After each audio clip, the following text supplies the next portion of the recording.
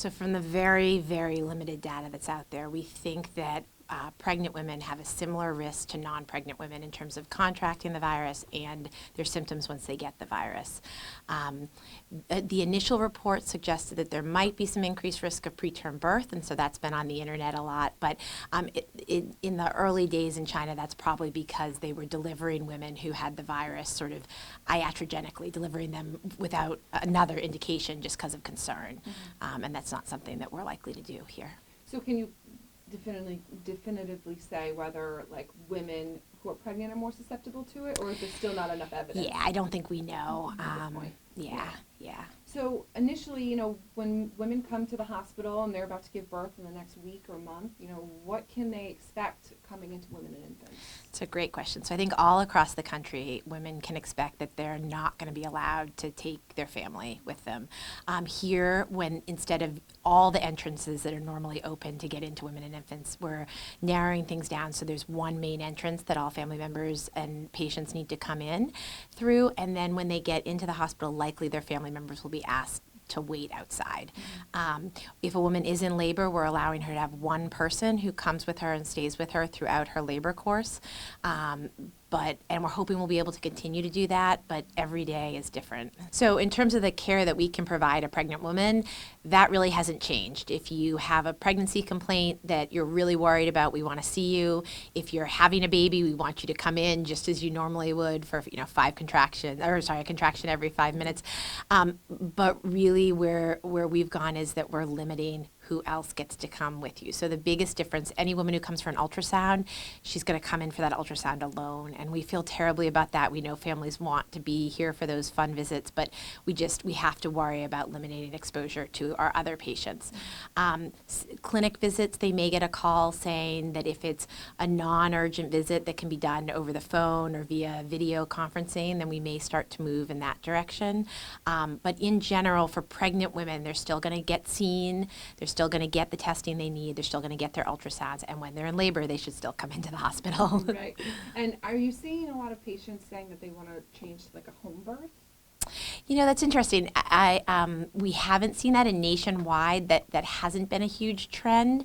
And I still think that for most women, the safest place to have a baby is in the hospital. But if patients have questions about that, we're happy to talk to them on a one-on-one basis. I mean, I'm sure if someone says, "Oh my God, I'm going to go to the hospital, I'm going to get the coronavirus," is that something that, what sort of precautions are women? Yeah. I'm sure you're sanitizing. Yeah. So every doctor that is with a patient who is at risk for having COVID-19 is going to be wearing special protective gear. We have a bunch of negative pressure rooms, and that's where the patients who may have COVID-19 would be. A negative pressure room is basically just a way of venting that air outside so it doesn't get recirculated to the rest of the hospital. We're taking every precaution to keep the women who need to get pregnancy care here safe, and we still think it's a really safe place to have a baby. It doesn't look like pregnant women are more susceptible or get more severe disease at this point, but again, that's based on very limited studies with data that we have right now. So I think we'll be learning more as time goes on.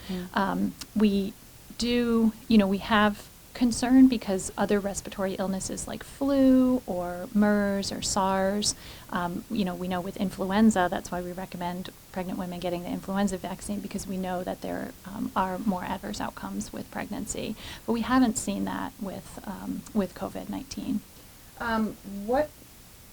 Obviously with newborns, I feel as though they're susceptible to any illness. Right. So sort of go into that, and once the baby's here, what should parents do other than the normal sort of precautions they would take with any newborn? Right. I think the precautions they would take with any newborn, I think there's just a heightened level of concern. So I think all the social distancing that we're recommending, laying low, which, with a newborn you're doing anyway, so having the newborn in your house and not exposing them to a lot of people, a lot of extra people that may be ill, may be starting to get sick and not know it, might have minor symptoms and not know it.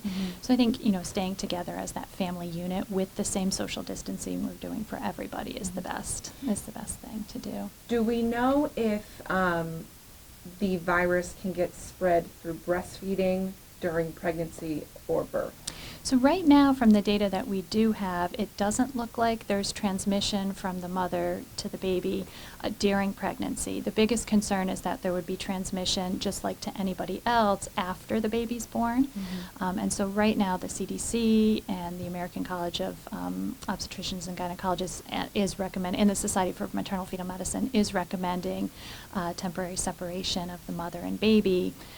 It doesn't look like, the limited studies we have doesn't look like it can be passed in breast milk or amniotic fluid. There's some limited studies looking at that, so. Nice. So, are doctors sort of, especially ones that are delivering, are they taking any extra precautions? There's a lot of worry naturally from pregnant women. So what are they sort of doing? Absolutely. I think we're all taking this very seriously, taking a lot of special precautions. Talking to national experts and obstetricians across the nation all together, planning protocols. We're talking about cohorting women who may have COVID-19 in a special unit in the hospital where we can effectively care for them under special precautions and take extra good care of them there.